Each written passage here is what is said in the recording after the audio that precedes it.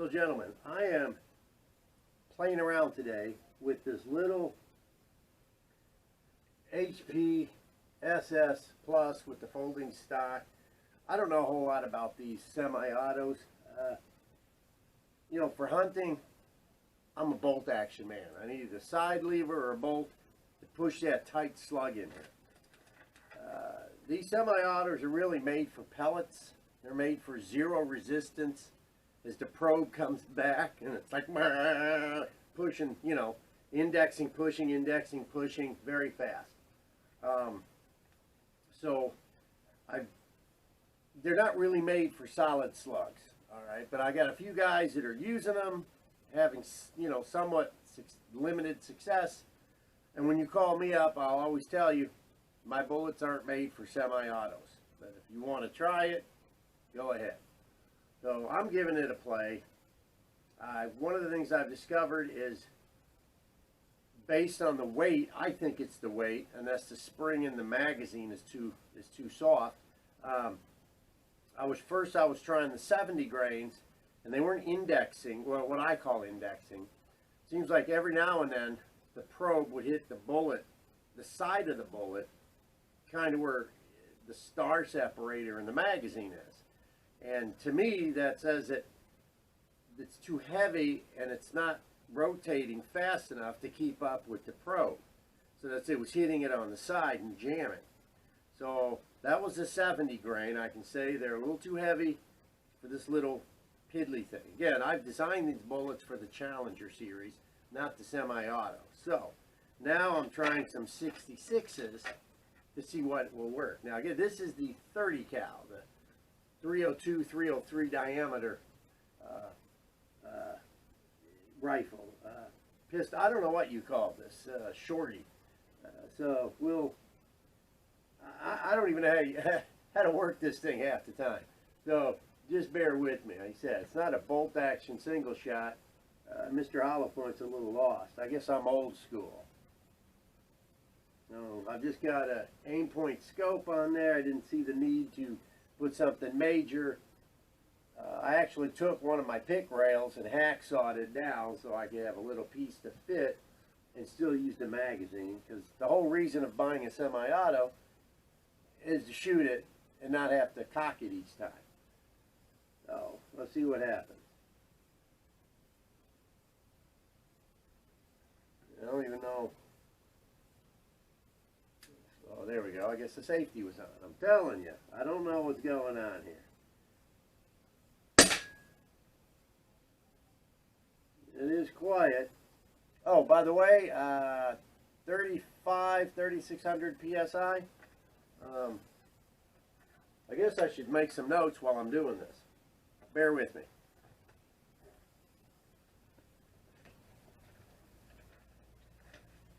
Again, I don't know what the proper fill pressure is, but this is, sometimes you just fly by the seat of your pants.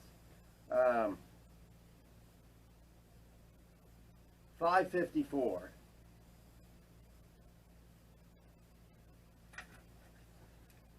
But it's pretty close to bullseye, so I can't complain about the accuracy.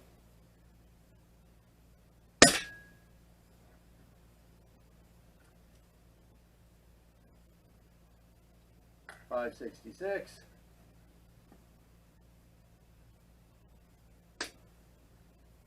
Okay, that was a dud or a misfire or a jam. I don't know technically what it's called. All right, and I can see that it has hit the side of the pellet or the bullet, not dead center, but on the side. And like I said, I'm not sure if it's the weight or if it's the spring is just too wussified. I don't know. So I just pushed that out. And it did, yeah, the front of the nose of the pellet is smashed, or the bullet, the hollow point, which tells me that it hit it as it's rotating, and it wasn't centered in the magazine. So And it is empty. Put this back in. Alright. So that shot would have been a 0. Next shot.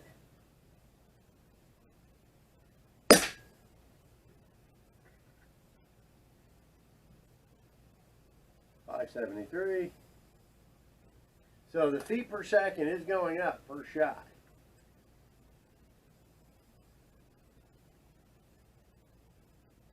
See, there's a dud too. Oh, and you can't tell because the bolt is somewhat already forward.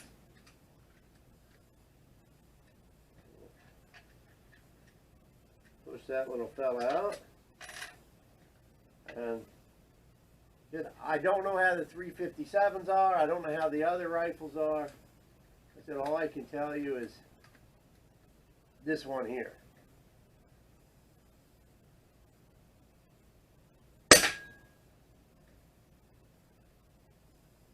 .563.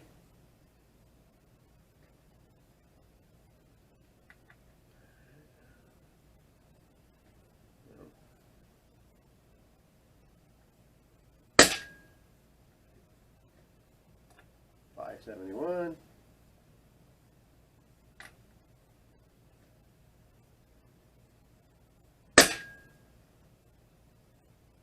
.570.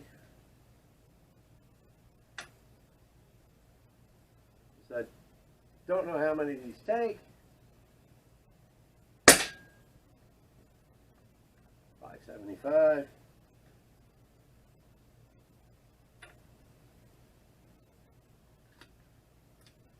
Oh, that was the last one.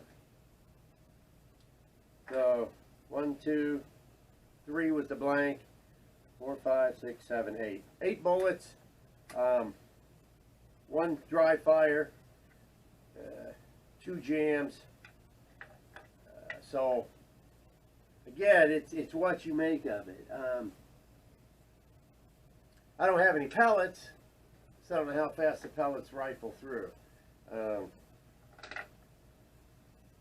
And the gauge on the bottom I started is, well, it's very tiny, but looks like it's about 3,300.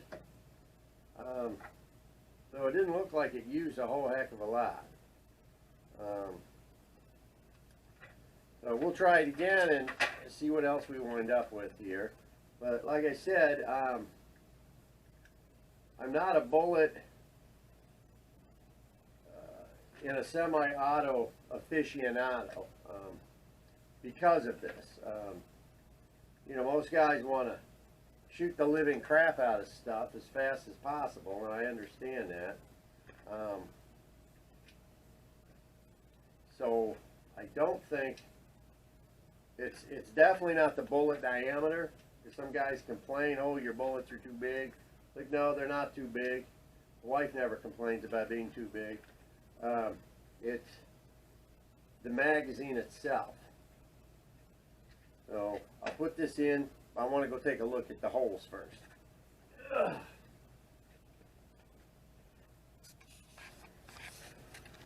All right, so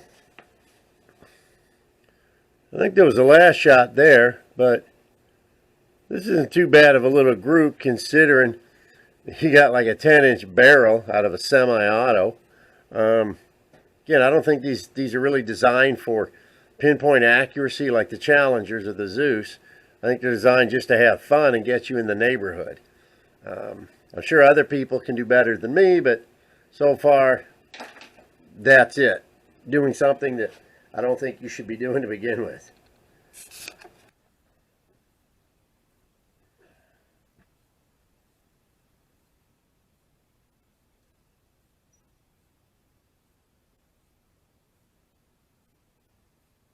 Okay, so now I've got my 55 grain in there, you know, 11 grains lighter than the 66, and we're at 3,300 PSI, so it's not exactly apples to apples, but really I just want to see if it's still going to index the same or we're going to jam up.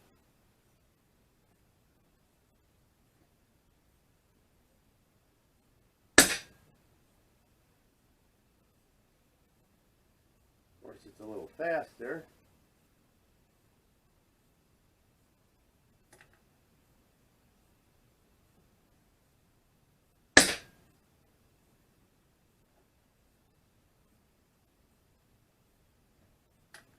And I believe it holds nine bullets in the magazine.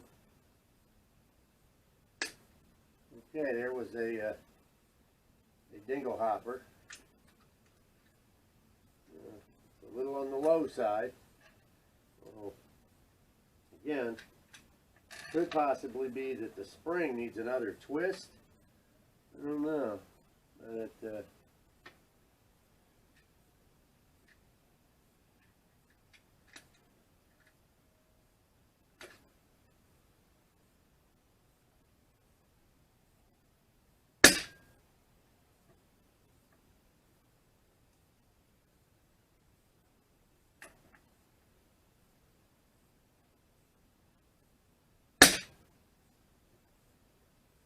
definitely getting louder.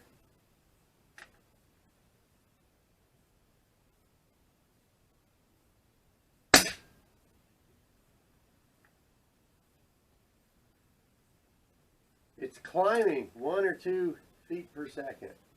And what I'm looking for is to see if this bolt is further back when it jams.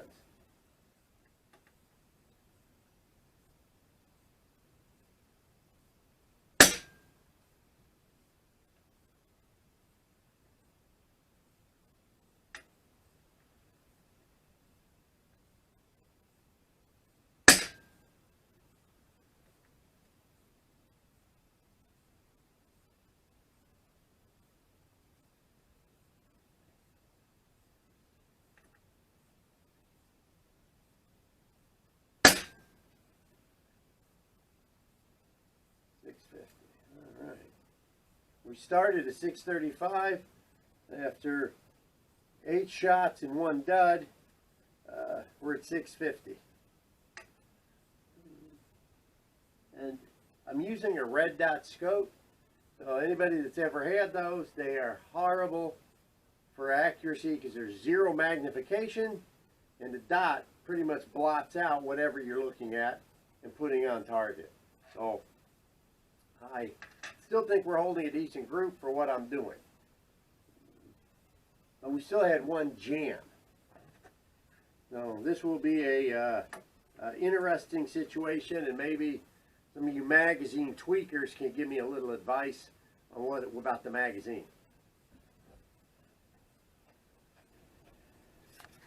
There's the 55 grain, and actually gave me a slightly tighter grouping, that's for sure. But again, playing around will give us a better idea on what's going on.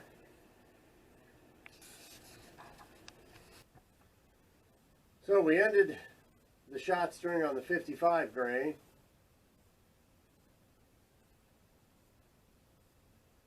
Come on, AEA. At least put a magnifying glass on these lenses. Looks like 2200. You know, it's so tiny, it's hard to see. I don't know what the end cycle is on this, but I'll probably put some more air in it to see at the 3300 if we can kind of repeat what we just did with the 66 with the 55. So we'll see what we can do.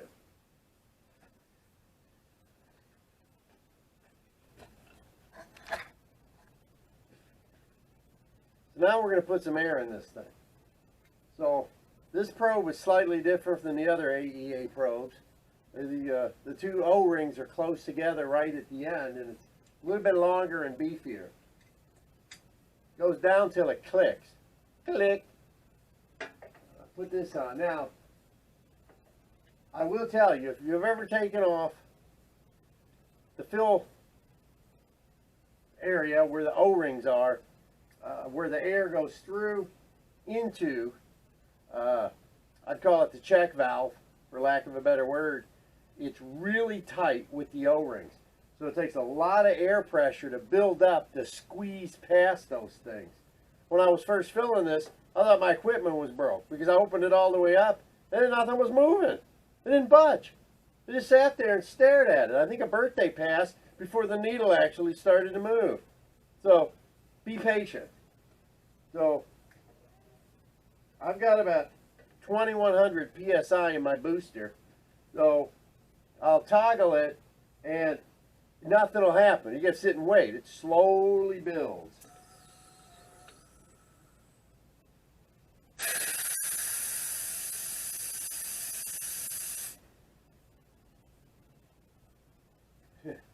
Barely budges.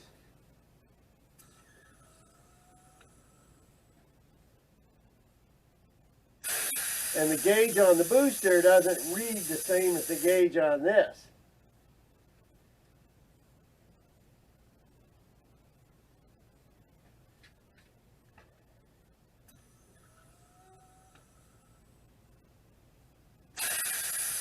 So just wait. You get be patient, wait, and slowly it'll build.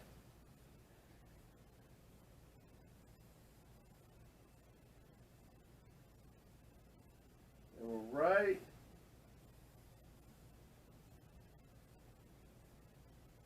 right about 3,300. So we'll stop there because I'm trying to equal the other one. We'll close this. And since this is hanging out the bottom, I can't really, well, maybe I can. Oh, okay, I can leave it attached. So now let's put some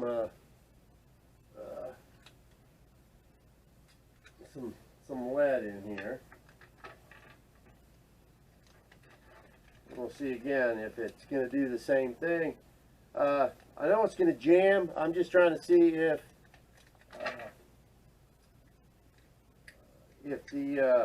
the speed at the lower fill pressure, if the speed is, that's going to give me the sweet spot.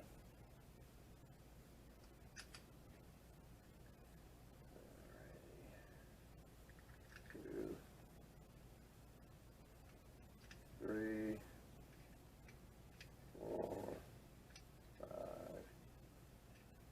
6, 7, 8, 9. All right.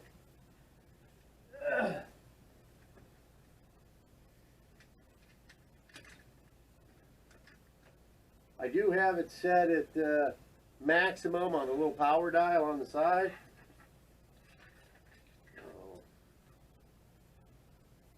66, 3,300, if I can read that gauge.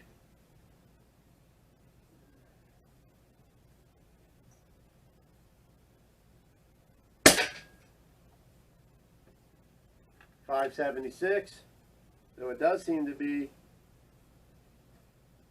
a little faster at that lower pressure. There's a jam.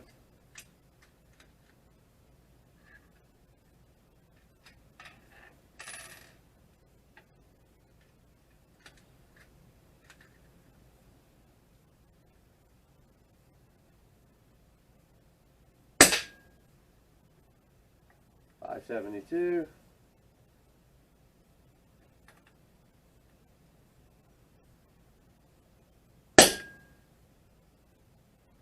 That was a total blank. Makes me wonder if the magazine itself just didn't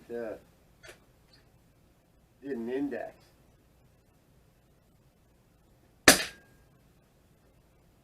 .581.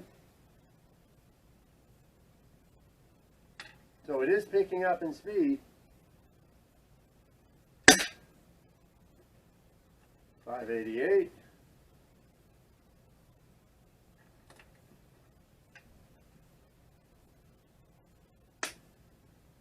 Jam.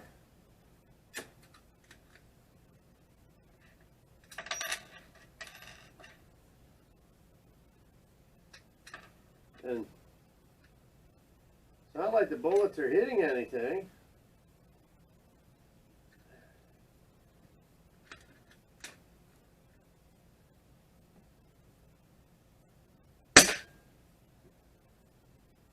592.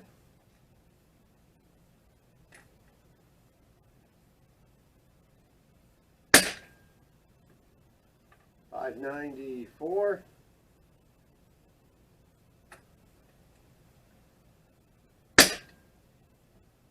596.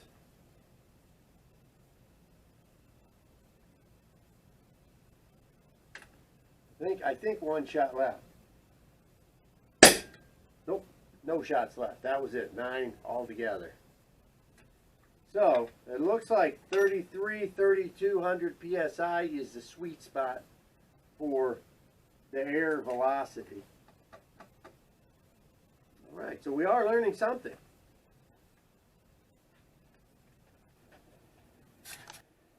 Oh, so this is the 66 on the lower fill pressure, and with the higher speeds it does seem to tighten up the group a little bit, but we still have a jamming problem with the mag, so we don't have a solution yet. Alright guys, so in conclusion, I don't want to hurt any feelings, but this is, I guess this is a toy. To me, it's a toy because I'm used to working with something like this, and now you're giving me something that, the bean shooter, you know, something like this. Now, it is fun. It's got its benefits, you know.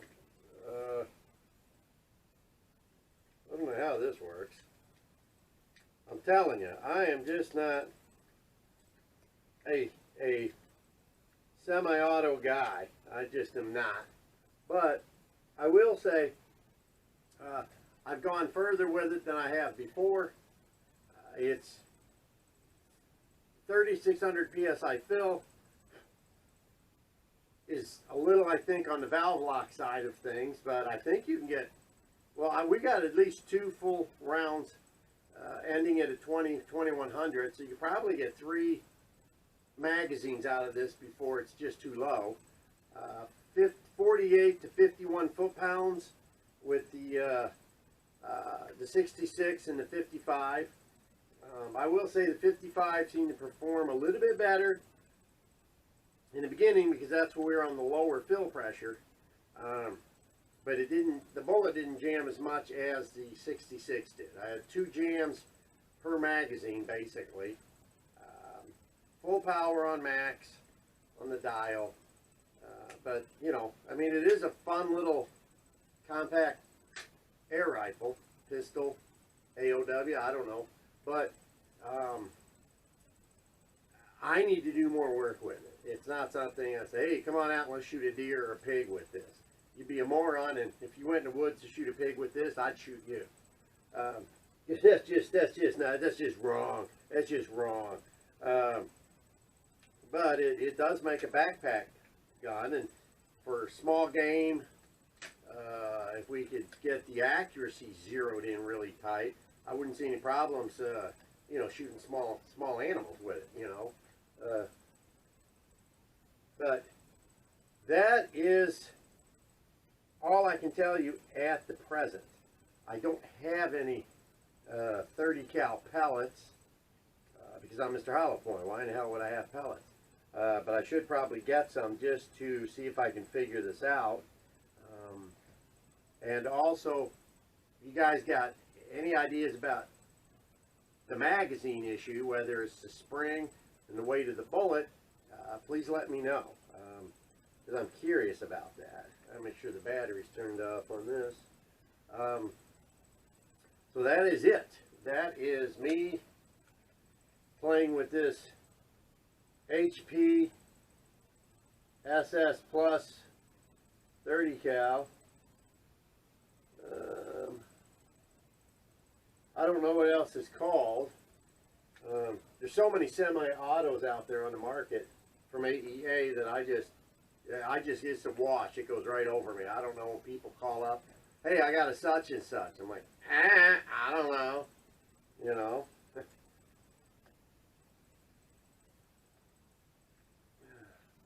How does the transmission on a posi track rear end on a Pontiac work?